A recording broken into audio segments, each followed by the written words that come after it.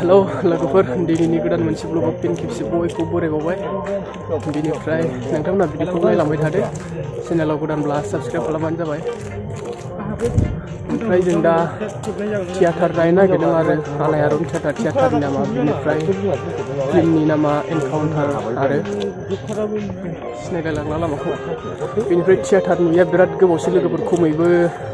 10 बोसोरसो जाबाय आरो बिनि सिगाङावसो खेबसे नायदोंमोन आं आगोल उन्दै समावसो बिनिफ्राय बेसेबा गोबावनि उनाव दिनै नुफिनसिगोन आरो सिगां सोरां मिन्जु थियेटारमोन लोगोफोर सिगां नायथारनाया आरो बिनिफ्राय दा आलायारन थियेटार आरो जोंनि गामियाव नङा थारमाने गामि दरसेयाव आरो गामि खाथियावहाय जों बेखौ दा नायनो थांगासिनो दं ओमफ्राय भिडिअआव हानाय माने आं खोन्थालांबाय थानोसै लोगोफोर नोंथांमोनहा नायलांबाय थाबानो जाबाय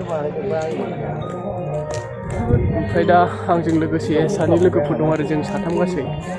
लाबायनानैसो फैदों बेनिफ्राय थाबायगासिनो दङ सफैथारबाय लोगोफोर मोनथारसै बिनिफ्राय दा टाइमा 8टानि बारबायानो खयथानिफ्राय स्टार्ट जायो बयबासो मिथिगोन आरो गारिफ्राबो जेबो होनानै पार्टनारफ्रा नै साथामल' जोंना लोगोफोर बिनिफ्राय आं लाइभआव दिनैसो फार्स्ट टाइम आलायारन थियेटारखौ नायगोन आरो बिनिफ्राय नै आलायारन थियेटारनि बेनारा बेनो फिल्मनि नामा एनकाउन्टार जागोन आरो दिनैनिया लोगोफोर बिनिफ्राय नोंथांमोनाबो सोरबाफोर बे थियेटारखौ बबेबा जायगायाव देखायहैनो गोसोब्ला आरो नैबे बेनारावनो गासिबो कन्टेक्ट नाम्बारफोर दंजोबखायो नोंथांमोनहा बेयावनो कन्टेक्ट खालामनानै लेंहरनो हागोन आरो बिनिफ्राय लोगोफोर आं बेखौ ब्लग हिसाबै लाबाय थानोसै बिनिफ्राय आं फुल भिडिअ लाबोनाय नङा बिनिफ्राय नोंथांमोना नायनो गोसोबा आं फुल भिडिअबो लाबोनो नाजागोन लोगोफोर बेनिफ्राय नेना थाबाय थाबानो जाबाय भिडिअखौ मोजां मोनोबा जोबजासिम नायलांबाय थादो लोगोफोर आंजों लोगोसे सापर्ट खालामलांबाय थाबानो जाबाय आं हानायमानि देखायलांबाय थानो नाजासै लोगोफोर दा थियेटार जागोन जायगासिम सफैबाय जों बेनिफ्राय जों एसे सिगां फैबाय नालाय मानसिया खम आरो बेनिफ्राय देखायलांबाय थानोसै बेसेबां जायो आरो फिल्माबो माबायदि नायलांबाय थानोसै आंजोंबो लोगोसे लोगोफोर नोंसोरोबो नायफालांबाय थादो आरो आं हानायमानि ब्लगाव खोन्थालांबाय थानो नाजासै नायलांबाय थादो लोगोफोर मानसियानो गैया नै थियेटार नायग्राफ्रा दाबो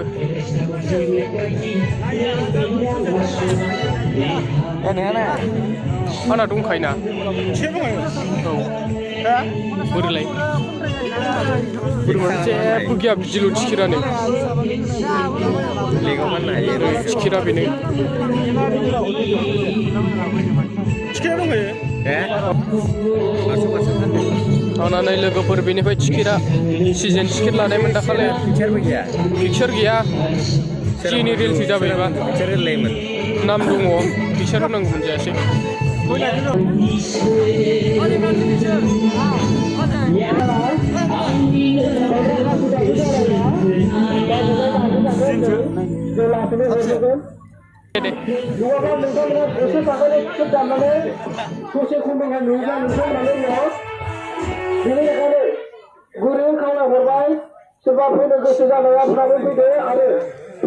गैया नै मानसियानो दाबो 10% दं 100%आव लोगोफोर नैबे दखरसेयावल' मानसियानो जायाखै दाबो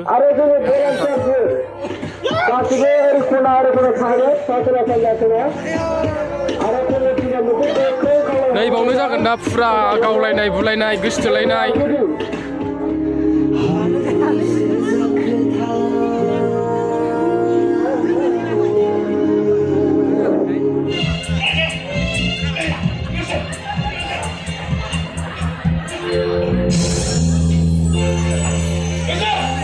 आं गुफुर गलांनाय थैनाया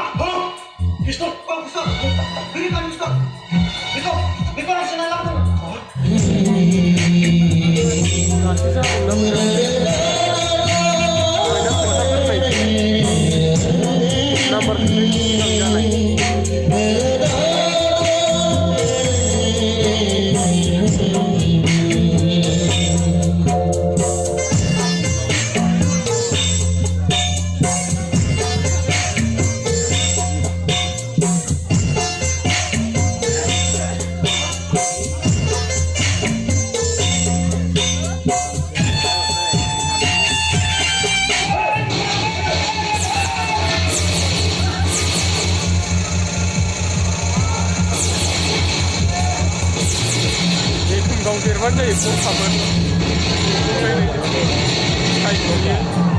गावलागासिनो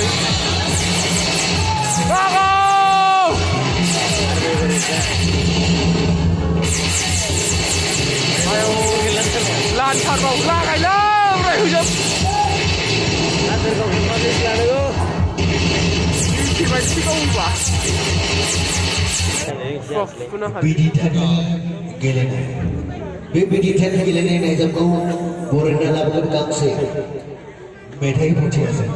बे मेथाइ फावथिनानि मुङानो जाबाय नोगोरनि सेंग्रा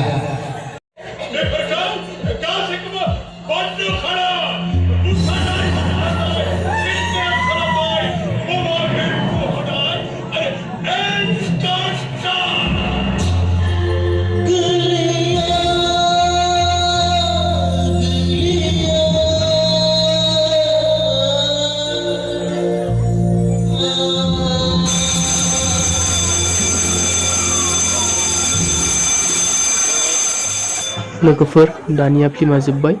जोबनायाव मोनसे आंनि रिक्वेस्ट बाव चेनेलाव जाय गोदान अननानै चेनेलखौ साबस्क्राइब खालामदो लाइक शेयार कमेन्ट खालामदो लोगोफोर बिनिफ्राय फिल्मा माबायदिमोन नोंथांमोननोबो आं ससे क्लिपआव खोन्थाबाय ओमफ्राय लोगोफोर आं